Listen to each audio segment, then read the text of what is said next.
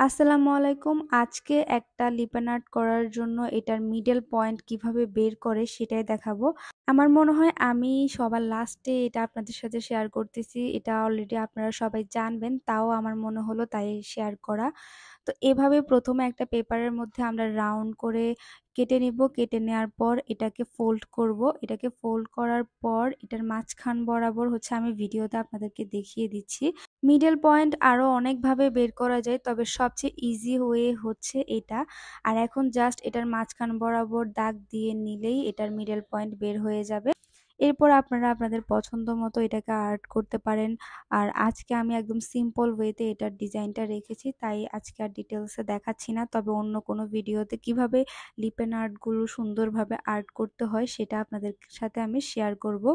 যেহেতু ডিজাইনটা একদম সিম্পল, তাই আজকে আর খুব বেশি ডিটেলস আপনাদের সাথে শেয়ার করতেছি না। আর এই ডিজাইনটা কিভাবে করেছি, কালার সবকিছুই আমি আপনাদের সাথে অন্য একটা ভিডিওতে শেয়ার করেছি।